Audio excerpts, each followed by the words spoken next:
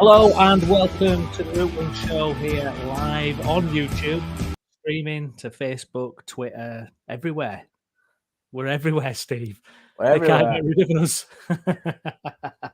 Welcome to the show anyway. We're here to chat all things Huddersfield Town. I'm Steven Browne and I'm delighted to say joining me as ever is the Huddersfield Hub's Steve Down. Steve, how are we doing, mate?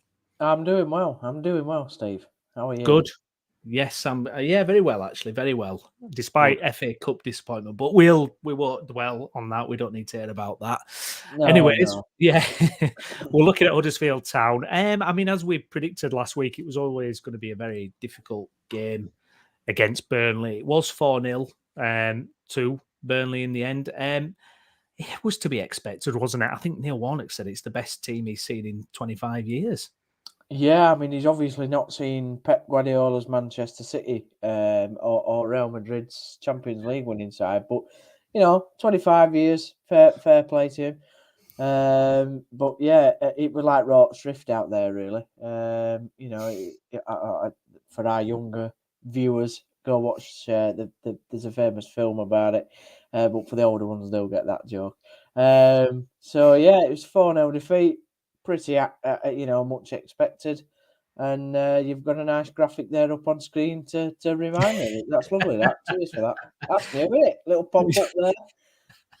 It's just in case we forget what we're meant to be talking about. We've just got a reminder there. There'll be better weeks, Steve. There'll be better weeks. I'm being diplomatic. I'm doing this for all the teams across the region. I promise. No matter how bad or good the result is there. Production of this podcast has just gone up tenfold with that graphic. Exactly. We're in the big leagues now, mate. We're in the big leagues. I mean, it's difficult to assess a game like that, isn't it, really? Because it's not important in so much as that your season isn't going to hang on a result against Burnley, is it? Especially a Burnley side that good. No, definitely not. I mean, Warnock said that himself going into the game, really, that the rest of our season is not going to be defined by Burnley. And that's true. The football they played was good. I know people have seemed, after the game, they seem to be like, very angry at the harshness of the defeat. But I said to people, but the 14 points ahead of second place, what did people expect? I mean, people are going, there should be more effort and desire and tackles and all the rest of it. Yeah, but you have to give Burnley some credit. I mean, they played some very good football. That third goal were good. I think the second goal, the goalkeeper could have done a little bit better. Only a young lad, though, 19-year-old Balokovic. But yeah, so it's disappointing, but it is what it is. I've just dropped Chris in there. I didn't give him any warning that I was going to add him to him. I just thought, here you go, mate. You're on live. There you go. Picturing you drink and everything. How are we? All right. Fotheringham's not here, Chris. You can disappear again. I think Chris is buzzing because Lincoln got a American takeover or investor or something going on. Yeah, it's not a full takeover. There's been Americans kind of on the outside, including one Landon Donovan, who has been involved. I say involved. I use the term very loosely. Basically, there's a bit of a link with some Americans that own, I think, effectively a second-tier side in the States that have been on board for about I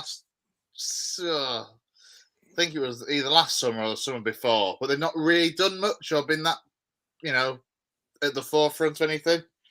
And then, apparently they're going to actually put some money in, which is nice. But the ownership itself isn't changing, I don't think. Clive Nates, who's a South African that's had the club for what'll be best part of 4 or 5 years now, and who's just done wonders, to be fair, for the club. But yeah, it'll be interesting to see if Landon Donovan actually never makes an appearance at Sinsel Bank.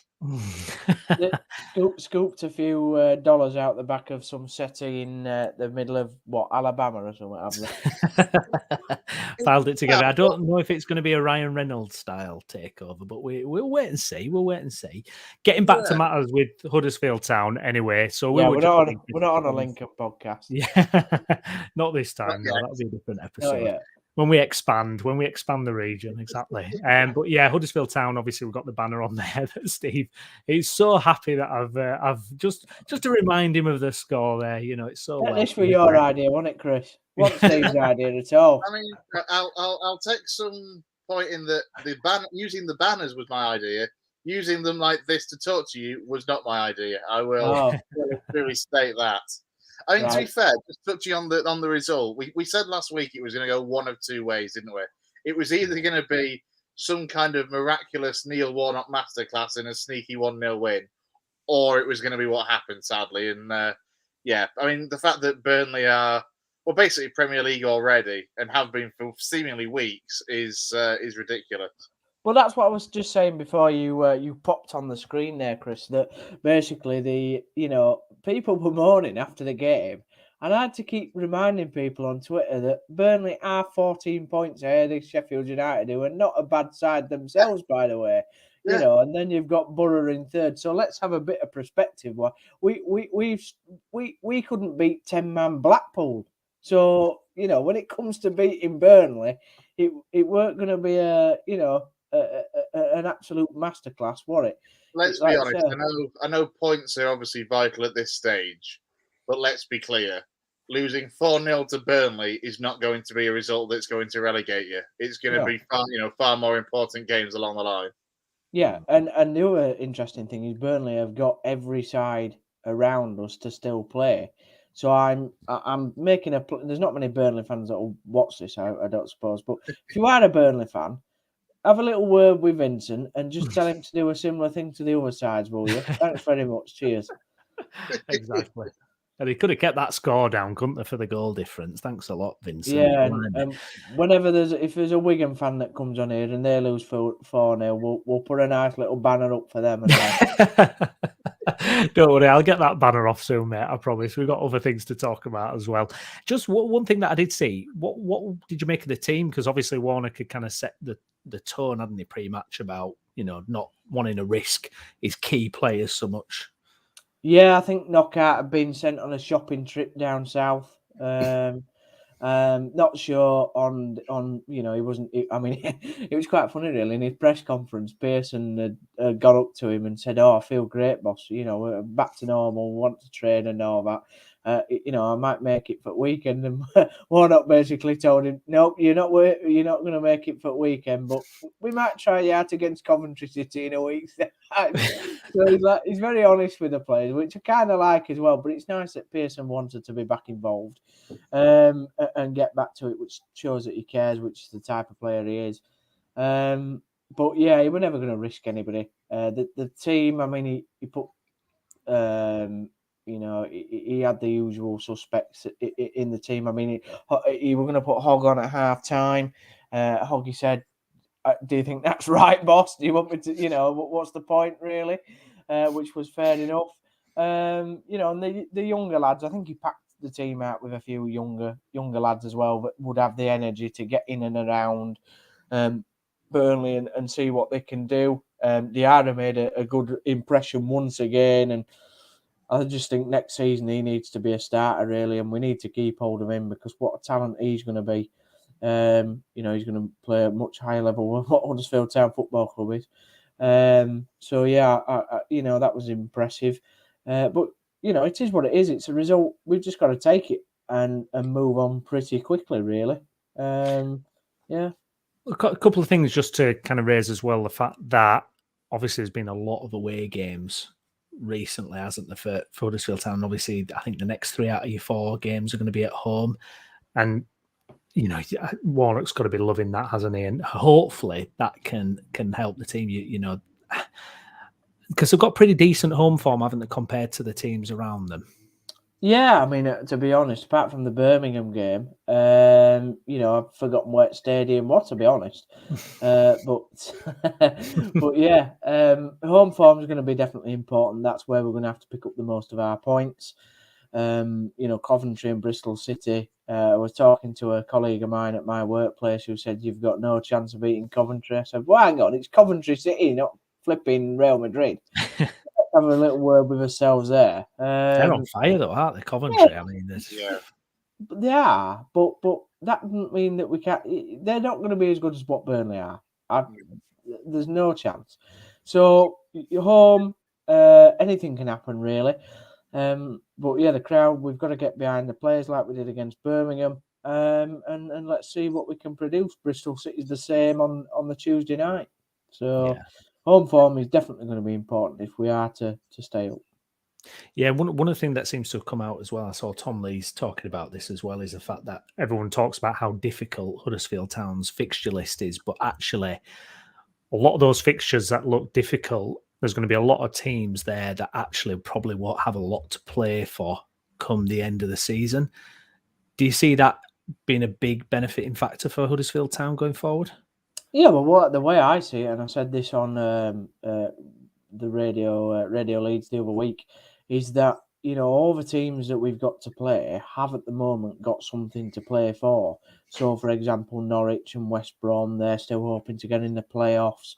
We're playing Millwall, who are still up there. So these sides, when they come to players, that they're going to be nervous as well, because they need the points to get into the playoffs or to get into the top two where they want to be. So it's as much of a nerve-wracking game for them as it will be for us, and that might help us because they'll be jitterish. They won't want to give any goals away.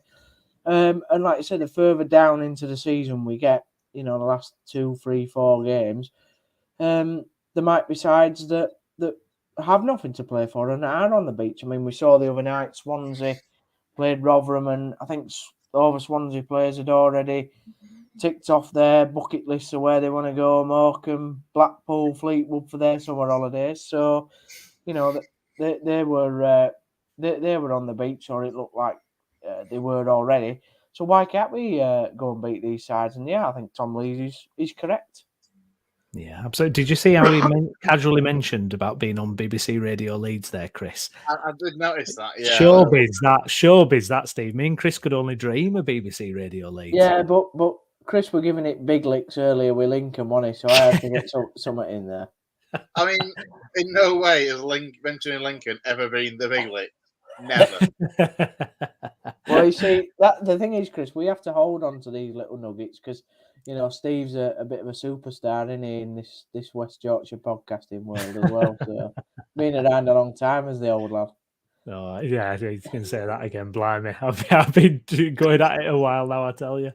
I'm glad this camera's pretty poor. You can't see what grey hair's going on at the minute. Oh, we can.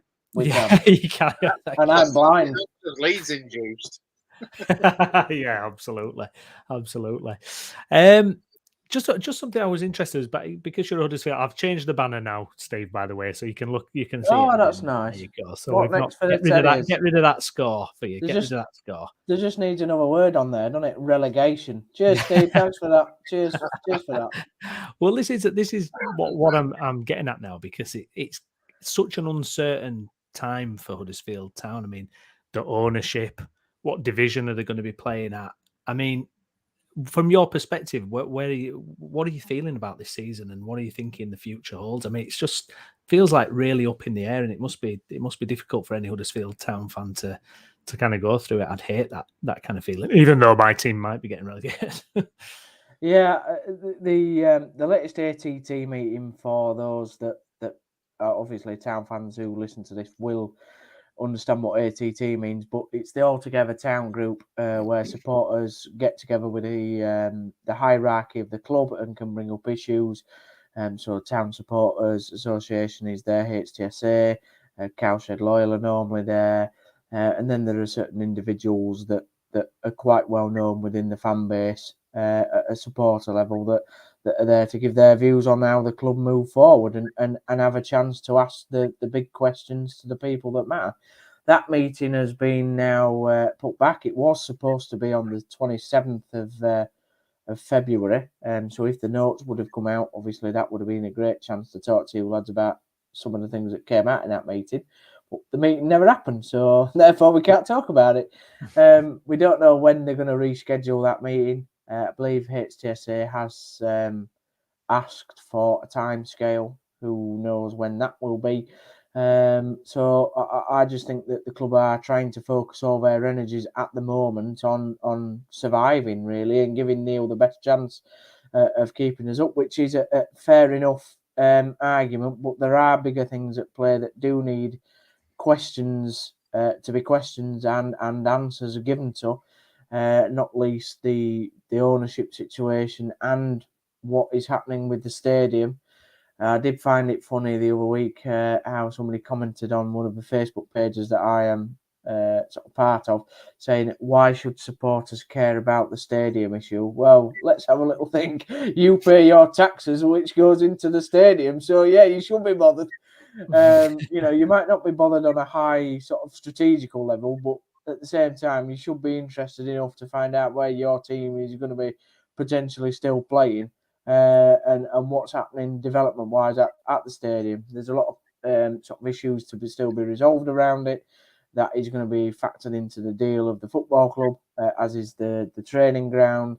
And there are talks supposedly happening. There are delicate, as the club put in its statement, they're at delicate stages. So that could mean anything, couldn't it? I mean, delicate is a very useful word in the English dictionary. So we'll just see how delicate they are. And we'll see when the next ATT meeting will be. But I don't know. I think if you want my personal opinion, I think we're going down.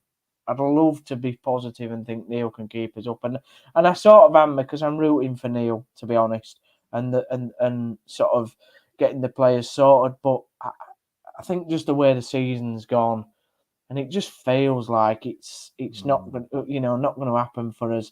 And then it's a massive summer, really. If the club is not sold this summer, and this cycle of repetitive whatever's happening at the top of the club continues, then it just turns into a bit of a spiral. And that's when things can go majorly wrong then, because there isn't a strategy going forward. And as we've seen with the best clubs, they plan 2-3 transfer windows ahead of themselves, and it always feels at the moment like Town are planning more than a week ahead, to be honest. Yeah, absolutely. I mean, looking at the league table, and it doesn't make for good reading, does it? Really, I know that. I mean, it's Cardiff who you're looking to hunt down, isn't it? Really, and I mean Coventry. That I mean, you need to win it, don't you? Really, but it's such a tricky game, isn't it? I mean, good thing is, if I were in Australia right now, we'd be heading for promotion, wouldn't we? So I might move to Australia. Yeah, it's not looking good at all. The must-win games. I read today that Reading might be in for a points deduction, and Birmingham the same. But these things, yes, please. That would be great. But they take about a decade to sort themselves out, don't they? So I'm not pinning my hopes on that. We've got to do it ourselves. But it's backs against the walls, jobs, and the players have got to perform and put all their efforts into it. And I'm sure under Neil they won't do anything else but that. But yeah, it's not looking positive. The good thing is, lad, when I'm on next season, we'll hopefully be talking about a promotion party at the end of it for League One, won't we? But... hey, you never know. You never know. Worst case scenario, obviously, and you were to go down. I mean, what as it is, would you try and persuade Neil Warnock to have another season and stay on for next year in League One, or do you reckon that he's just think, like, you know what, back to retirement at the end of it? Yeah, I don't think he's interested, Chris. He's not looking for even a 1-year deal. I think. Yeah, but this is Neil Warnock we're talking about. Like, if there's one thing we've learned over genuinely, what is he now, 74? Yeah. Over the last 5 years or so, he just cannot help himself. He just loves the game so much that if there's a challenge or a club in need of saving or something, he just cannot help himself. So he might get to the end of the season and be like, "Oh, come on, Sharon, I can have one more season, surely. Let's get the Terriers back up." I don't see it myself. I think he said that he likes working only from Valentine's Day till the end of the year. No, that's what he said in his first press conference. He went. I only work 10 weeks a year. I can't see him wanting to start a new season in August. I'd love to have him for a year, but I can't see it, to be honest. He said that himself. He's here to try and save the club. He's got, he had 15 games left, and that's it. And I do genuinely believe that we will be his last club, because I don't think he doesn't like, unless it's a club that's really like close to where he lives, so like a Plymouth or something like that. And I don't think he wants to go to any other clubs now. I think, he's come back to us because he's got that prior relationship with us, which we've talked about previously. So if it were a new club, I just don't think he'd do that. I don't see him staying. But there is a ready replacement there who has gone for League One jobs in Chris Wilder, who we talked about before. And he doesn't like he's been, in for any other jobs at the moment, unless somebody, sacks the manager with 10 games to go, which I don't now see happening. So, Chris Wilder will be a great one to get in the summer, and a perfect man to reset his reputation by getting us promoted. Yeah, I mean, I mean, not to hark over all ground, but I mean, you think of how much time they gave Fotheringham, and it just clearly wasn't working. I'd love to know what the decision process was for selecting him in the first place. I really would, because I'm the type of person, if my team gets relegated, I want to rake over these decisions that were made and question why it happened. And how can you, on the one hand, so you'll be doing it in a matter of weeks then with, why did we appoint Grassinger? Yeah, exactly. Well, this is the thing. It's like, it doesn't make sense. You go for this outsider, you go for someone who's unknown, and then you go for the polar opposite when you're in the really dire situation. It's bonkers. Yeah. But first of all, what I would say about that is Chris sent an email before we he sent an email saying you need to hire this unknown German coach who's done fantastic work, who's also Scottish and played for Cowdenbeath. You're going to make me really unpopular amongst Huddersfield fans, because this is absolute bull plot. This is going to go one of those websites, isn't it? That do transfer rumours and stuff. Chris Tell from the Route 1 show recommended Fotheringham. I love it. I love the fact I'm creating a narrative that Huddersfield Town fans can play in the next, 100 years from now. That Chris. I've always got on with Huddersfield Town fans. I genuinely have. Like until you met me. Till now. Till Steve. Yeah. No, I don't. To be honest, Steve, I have no idea. In all seriousness. Although I do believe Chris sent an email, but yeah, in all seriousness, I do think that they didn't know what they were doing at the time. We go back over the issue when Carlos left, and Schofield came in. Schofield Danny were never going to turn the job down because of what he'd done for the team. And then they thought, right, well, they were always looking for the next Wagner. That's the thing. Well, yeah, I was about to say, it was a very Jan Sievert type. Like, obviously they wanted Sievert because he had that mold that, kind of fitted the David Wagner route. And it almost seemed like they were going back to that kind of German-based coach, come through coaching levels and all that sort of thing. It was a peculiar one, it has to be said. Yeah, but the difference is, Chris, right? One had been taught in the Dortmund Academy for 2-3 years, and Fotheringham had pitched up in Germany thinking he was an absolute superstar. And in actual fact, I bet if you asked Felix Magath who he is, he had no idea. And he probably stood on the sideline with him for 3 years. That's probably a lot, but I mean, didn't he get Ingolstadt promoted? To be fair, but even still, the point is, division. Hang on. Let's not. I know you're his number one fan, and we're gonna get you one of those foam fingers that says Fotheringham's number one fan. But I'm not having this. Yes, he got Ingolstadt promoted. Yeah, Ingolstadt got promoted out of a league that, in reality, is about the National League North in our country. you know, it's So German they were going out Division of 3. Bundesliga 3, right? Yeah. Which will be of a similar footballing level, I would imagine, to League One. You are seriously downplaying German football, are you? Not in Division 3, I'm not. You Not are. in, The no, size not of the in, clubs and budgets at that level are far bigger than League One clubs. no, I'm not having that. Not having it. I can tell you don't know your German football, but we'll crack on. Whoa! All right. I'm Hey, not being that's- funny. You got Hey, sides to Kaiserslautern in 1860 Munich in Bundesliga 3 Chris, with like Chris, 30,000 attendances and the works. Chris. I know Kaiserslautern are down there, aren't they? In there. Yeah. Well, they're back up to Division 2 now, to be fair. Chris, stop giving it big licks for your European football knowledge.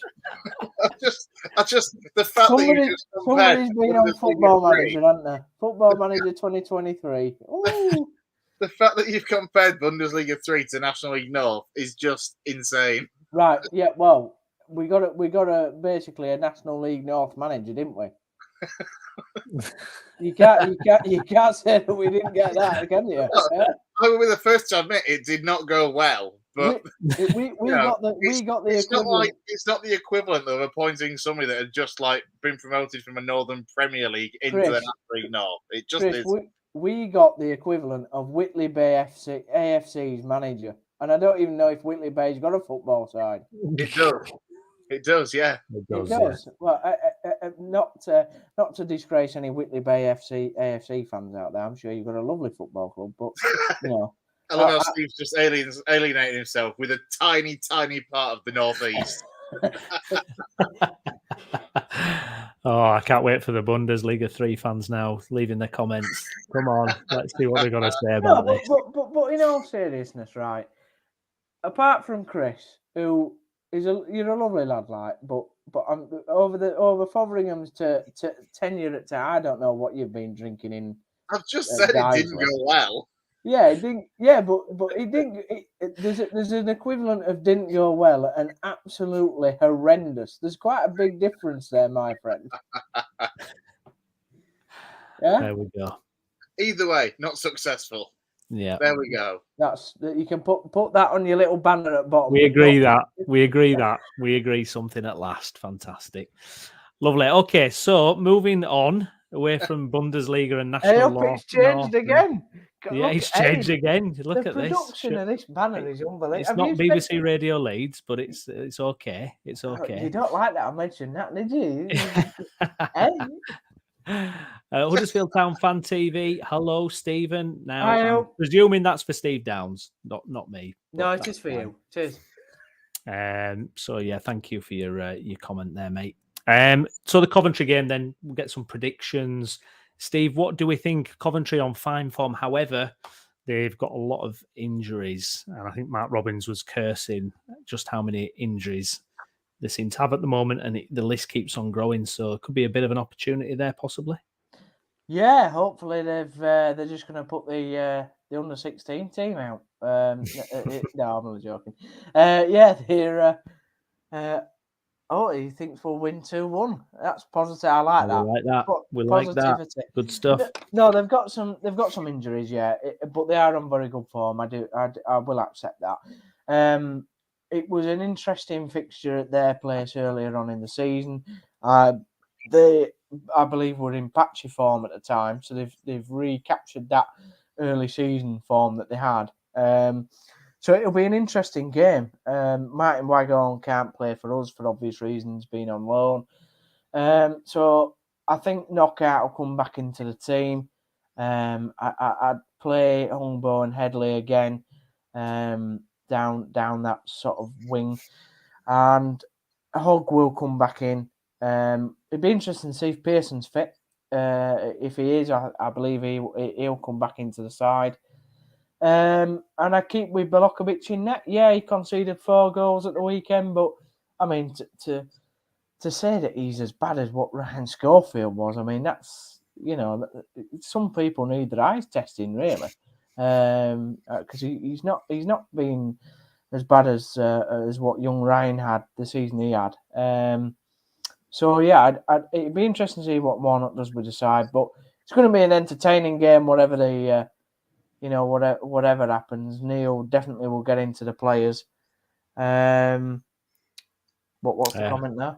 Yeah, Huddersfield Town Fan TV. So he's saying, got to make our home form count now and have the same atmosphere as what we had against Birmingham. Yep, absolutely correct. The supporters have got to get right behind the team, which we know we will, and make the John Smith Stadium as good as what we know it can be. I don't know how many Coventry will bring. I think they normally bring about 1,500, 2,000. Yeah, they're a good club at Coventry. They're actually one of the only Midlands clubs I actually have any nice things to say about, to be honest. Because normally they throw rocks at buses. So I don't mind Coventry as a football club, but hopefully let's have a good game. Let's see what we can get the result. We need to win these next two home games. We need 6 points, definitely. We'll go around. Let's get some predictions. So, Steve, I'll start with you, our resident Huddersfield expert. What's your score prediction, mate? Well, I agree with our fan there who texted in at the Town Fan TV. 2-1. I'm going. Fantastic, Chris. What do you think, mate? Same again. 2-1. I think it's spot on. Oh, I'm going to copy. Let's have a full house. 2-1 Town. Come on. I like that. I like that Chris has been positive about Town for a change. I love how I'm a Leeds fan, but he gets the grief. I love it. Yeah, that's true. I love it. I'm only continue. I'm only joking, Chris. I'll buy you a pint at some stage. The Route 1 Christmas show, then we'll get it all sorted. Good stuff. Christmas? We've got to wait till Christmas. It's February. I'm not waiting. Party. Post-season party. We've got to have a post-season party when either one of two things has happened. Either Warnock's kept Huddersfield up, or the worst has happened, but Warnock signed that 1-year contract extension. Yeah. Well, I like the stat that you said the other week, Chris, where you said like 4 out of the whatever teams that you do on the podcast are either going to be relegated or have literally nothing. There's a chance. It's going to be a fun end of season. It's going to be like a funeral. The Route 1 show funeral. We'll all have to turn up in black suits and ties, won't we? Well, the only team doing well at the moment is Bradford City, I think. They're the only carrying the West Yorkshire flag. Oh, don't get on your Mark Hughes high horse. Mark Hughes, I told you should have had it. I told you, didn't I? What did I say? It couldn't be so different. Right. Just wait. Can I just say, Chris? We won next season at this rate. Chris, can I just say, I'm not going to pick on you here now because Steve is absolutely bonkers because he said last week when I was coming into the show and it turned into a West London chat for some reason, you were on about Chelsea. He went, he messaged me, he went, Chris loves Potter. He absolutely loves him. Well, I'll tell you now, Chris, Steve loves Mark Hughes. There it is first. He's a right Mark Hughes fan. Get him in at Leeds if you love him that much. I can't argue with you. I can't. There's too much evidence in it, what I've said for so long. Blimey. And it's all online as well. Yeah. Well, we'll leave the final word, I think, to Huddersfield Town Fan TV. It's never dull at Town. It's either fighting at the top end or fighting at the bottom. There's no in between, it seems, for us. Indeed. I mean, our time following Huddersfield has been unbelievably eventful, to be honest. From the 3 seasons we've covered, there's always been something going on. So I would agree with that, most certainly. Please, if you've been watching the video live or recorded, please give us a like on the video. Also, subscribe for more Huddersfield Town content, as well as other content across West Yorkshire as well. I've been Steven Browne. We'll be back next week. Chris Bell, thank you very much for joining me. And Steve Downs from the Huddersfield Hub. Always a pleasure, mate. Thanks for joining us. Cheers. And we'll see you again next week.